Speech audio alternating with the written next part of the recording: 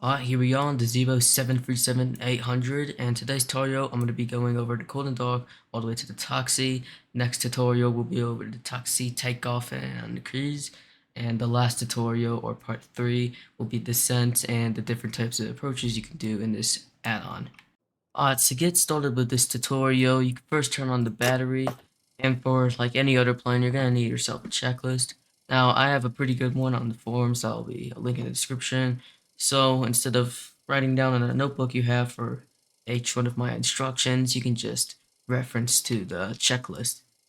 Okay, so after the battery, my light's already turned on, you can turn them on like this. There's one over here, and there's one down here on the here.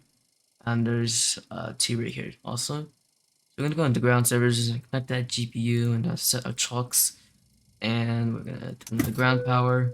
We're gonna turn on our aft fuel pump, and then we're gonna turn on the APU. We'll start for about a second. Okay, so after that we can head over to the EFB, or the electronic flight bag. For doors, I always turn on the FWD entry. So on the outside, we can connect our jetway just like that. Connect. Okay, so now if you want, you can go into the ground handling and turn on ground service, and you can open these cargo doors, and then you can start the service cruise. Alright, so next what I'll have to do is reset my fuel, so we're going to need Simbrief for this. Now, if you don't know what Simbrief is, it's basically just a flight plan creator. It's linked to Navigraph. Navigraph is a paid subscription, but Simbrief is totally free, and this is where you can create flight plans for your flight simulator. Now, for today's flight, I'm doing one from Washington to Boston, and yeah, that's pretty much it. Okay, so here is a briefing from the Simbrief, so you can click View PDF after you create your flight plan, and make sure you've selected pounds for your fuel type, and yeah, or you can find it in the briefing preview right here. So over in the briefing, we have our planned fuel page, our route, and our weights page. Now, for starters, we're going to be in the weights page. Now, if you use Valenta, you can select your flight, and then you can press briefing. And you just have to link it to Simbrief first. So, I'm going to go down here, and we're going to go to, that's too far. I'm going to go down to my weights page, and that's all we need. So, first, we're going to need our payload, which is 32.4. So, let's plug that in. Payload right here, it's on the second page. Okay, and after that, we can go to the fuel page, go back to our briefing, go up, and next to block fuel, it says OCTO and our field, which is 14113. Okay, so after that, we don't need to call our fuel truck first because we need to type in our planned fuel in the FMC. The next, turn on those gens. Then you can turn on some emergency exit lots, and these will be off for you. You just gotta turn on your passenger sounds like that, and then you position and strobe and steady, and set that to steady. Up here, I'm gonna set the packs to auto. Don't do anything with the isolation valve. Turn on our APU bleed, and up here, I'm gonna set our IRSs to nav, and our heading, and what does that say? STS. That's gonna show how much time we have until these two IRSs align. So 7 indicates we have 7 minutes left until the screens all turn up, and yeah. I'm gonna real quickly adjust to my artificial horizon right here. Now you could find this in the EFB settings. I'll go over the settings for the electronic flight flag in a minute, but for now we're gonna be setting up our FMC. Okay, so going down to the FMC, you have menu. I'm going to just press FMC, then you're going to go to position initialization, and for your reference airport, I'm at KDCA. And for my gates, I can go up here, and I'm at Bravo 30. And for our set RS position, I'm going to just get the GPS left, not the right, and put that in. And for our routes, it's automatically going to put our airport code down here. We just put that into the origin, and then we put in our arrival, and mine's going to be Boston on this flight. And my flight number is United 132. And the runway I'm gonna be going for today is runway 01. Just go back in here and just put that in. Okay, now I can go to departure and we set 01 again. And we can go to the routing. So this indicates my SID or standardized space departure. And I'm on the Suki Ward 5 departure today with the Swan transition. So we're just gonna look for that. It's gonna be Suki 1 and the Swan transition. We can go to route, don't select activate just yet, go to the next page, and this is where we're gonna put in our waypoints. Okay, so after Swan, it's gonna be direct to DCC, stands for direct to BROS. We're just gonna put that in. Under 2, which is under the transition subros, and then now we're on the Q419 airway.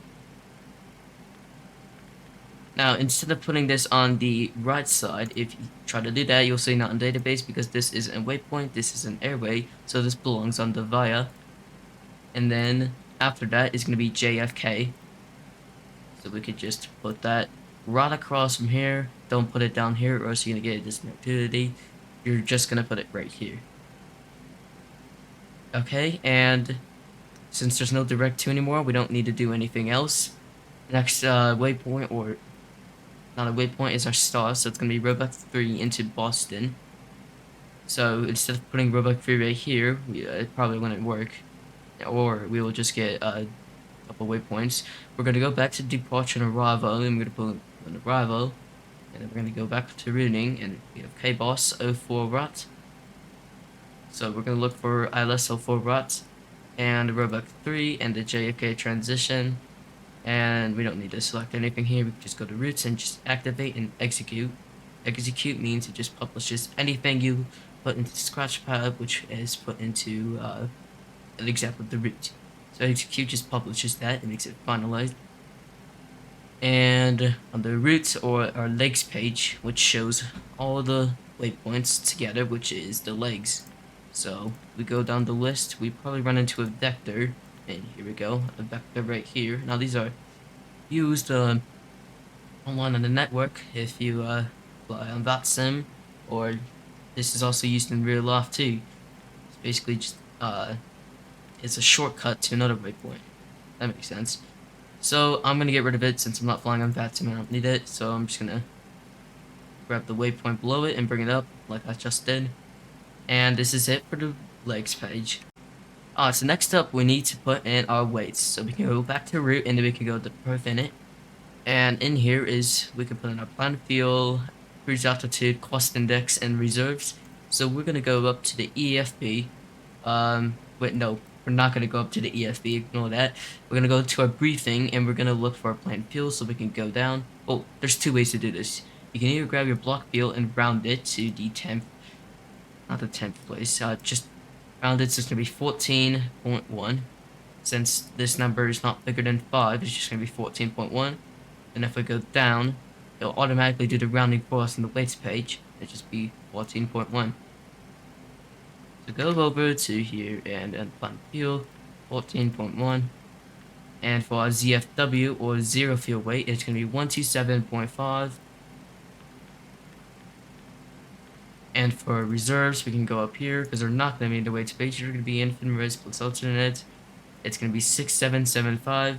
Now, interesting about this, you would think you would do 67.8 because this 5 rounds to 7, so it would be 67.8. Now, if I try to do this, because it looks like, since there's 3 placeholders, I placed that in and it says invalid entry. Now, the reason why it does this is because that's not how you round this number. It's going to be the first number. It's going to be 6.8. Since this 7 is bigger than 5, it's going to round this 7 right here, and it's going to be 6.8. Now, I don't know why it does this in the FMC. It's going to be 6.8. It's 2. It's always going to be 2 unless you're doing a long route, and it shouldn't be anything bigger than like 20. So 6.8, and our cost index is going to be 30. You can find it all the way up here, Cruise SYS, CI, cost index 30. Okay, So our cruise altitude, if we go to here, I always find my cruise altitude right here, 3700 or 37,000 feet. So we can go back into here and we just put in 370, or you can do FL 370 for flight level 370. And now we gotta find our cruise wind. So let's go down here and let's go down to page 4. So it's not gonna be on page 4 because this is quite a high cruise altitude, 4-hour reach. So we're gonna go down here and it's gonna be on page 5. Normally it's on page 4 because it's on page 5. So you're looking for top of climb TLC, and now you're looking for the wind section. Go down and you'll find these two numbers. This is your wind. TL7 at 117 is mine. Now yours will be different. Yours won't be exactly on mine, but you are looking for 3 numbers and a slash and another 3 numbers. As a dev, you could just ignore this. We're looking for top of climb, OAT, just the temperature. M stands for negative. We're going to put 56.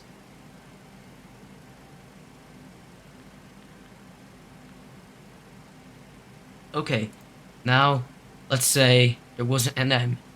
Then, well, the M just won't be there, and there might be a P. I can't recall. Okay, P is positive, M is negative, so you would just put in the positive number without the negative in the FMC. Execute, and one limit. We're not going to do anything on this page. Take off. Now, for the takeoff reference, you can go to next page, and you put in your runway wind. Now, I'm going to go get my runway wind from an ATIS report for this airport. Okay, so my runway wind is going to be 330 at 19.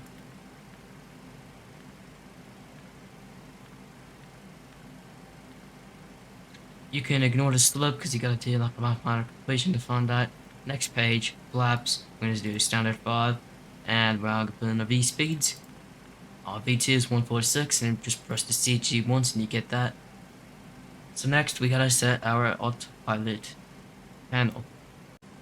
Okay, so for the autopilot panel, we're just gonna put in our V speed real quick, 146. Oh, first we gotta call our fuel track. Don't forget that. 146. And then you want to put in your maintain altitude. Since we are not on that sim, we're going to be putting in our final altitude, which is going to be 370.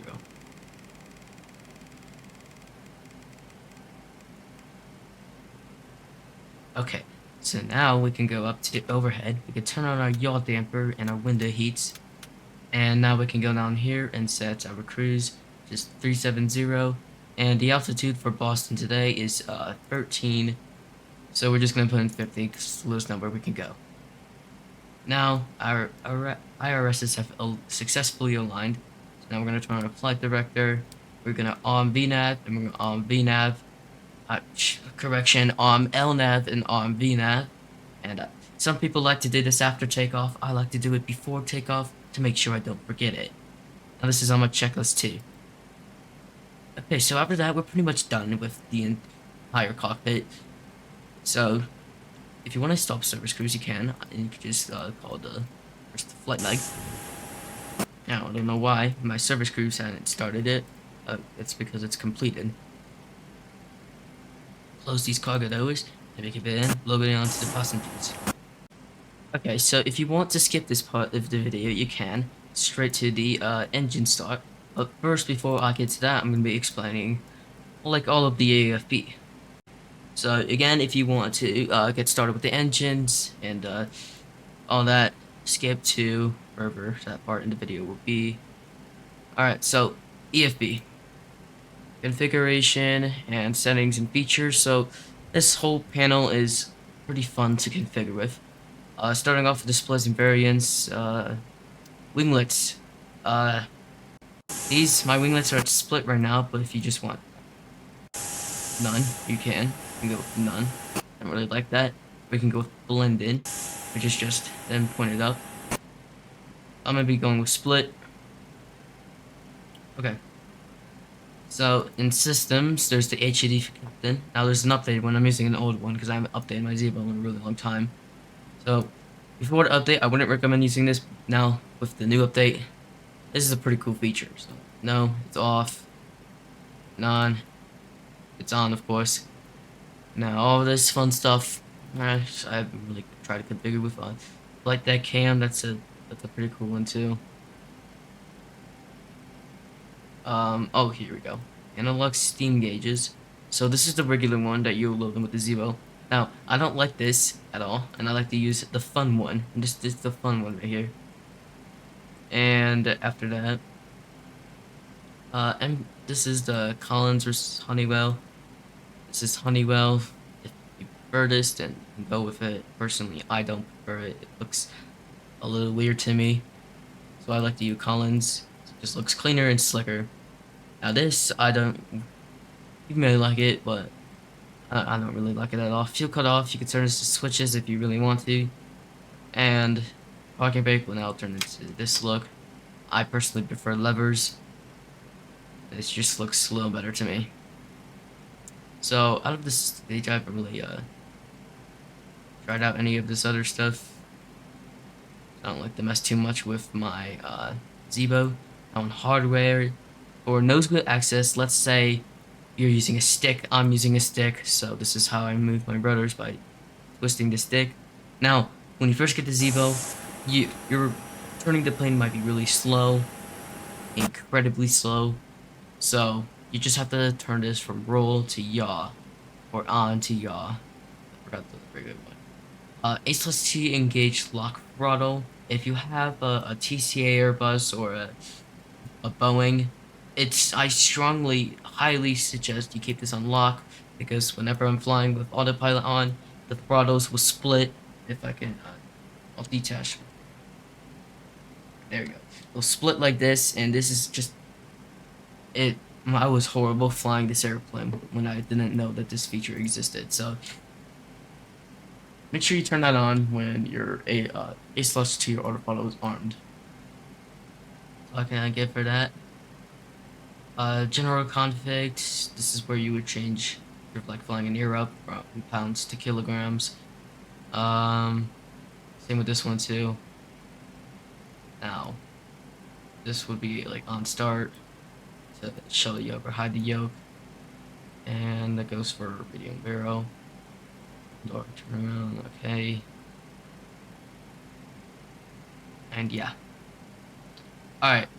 Anyway, that's pretty much all I can get for this entire page. Just also a calibration menu that you can mess around with too if you want. Here's the failures. I've never really tested out the failures page, but if you want to like test out failures for a specific play, like I don't know, say on Vatson, then go right ahead. Alright, so this is where you save in little configurations. Just click save and yeah, boom, everything's done. We'll terminate first leg, and now we're gonna get started with the engines. Alright, at this point in the video, you're going to be turning on the engines. So how you do that is first turn on the A/T, and then turn on your fuel pumps, then your like hydraulics, and you can turn the anti-collision on and turn off those packs. Okay, and now we can wait the jetway. Yeah, it looks like it's turning now. Close our door and remove ground equipment. Okay, now we can go to our pushback. So I'm using Better Pushback. It's a free tool on the Xplane forums. I highly suggest you get this add-on because this is like 1,000 times better than anything else that's available. Call me through the menu when you are ready. And it's way better than the default, because the default, everyone knows, it's just horrible. Oh, this is where you also include cabin lighting too. I don't really mess around with this because I usually forget about it. Okay, next, you're gonna want to, I think we're done with this page up here. Yeah, we are. Okay, gonna call my tow over. Ground to cockpit, tow is driving up. Alright, my pushback tug is here, so we actually just release the parking brake now. And starting pushback, and you may start engines. Turn this right on to ground, GRD. Now, make sure your engines page is selected. We're gonna wait for this to get to 20%, and then go bring up the fuel lever. Alright, so about now, we can just bring it up. Just like that. Now, we're gonna wait for this to go back to off, because it'll automatically do that. Do not do it yourself. That'll just happen when this stabilizes. Usually when it gets to this red marker right here. Or not, I was completely wrong. GRD again, or ground for the left one this time. Alright, I forgot to record that part of the video, so just bring up this fuel lever, and then next, after this goes to off, we're going to turn on the continuous Gen 1 and the Gen 2, and then you're going to go to overhead panel, you're going to turn on this probes to on, you're going to turn on the packs again, bring the isolation valve to auto, turn off the APU bleed, and turn off the APU, set your engine start switch to continuous, and set your flap, set your trim. My trim apparently is just not working at all, and I could not figure out why. I think it might be an air atom bug, and I'm probably gonna try to fix it afterwards. So hopefully it's not gonna drastically affect the flight because it's still in the takeoff margin. And for taxiing, just turn on the taxi lights and both the runway turn off lights, and just taxi over to the runway. Okay, so now we're holding short of the runway, so now we're gonna turn on our decast the TA raw, and turn off the taxi lights, turn on our landing lights, turn on position the strip and steady, and I think that's it. Okay, so that is it for today's video, which is the end of the Code of Dogs part 1. The second part will be over the takeoff, climb, and cruise. Just skip them all for a second. And part 3, of course, will be approach and landing. So, you'll see you all in part 2.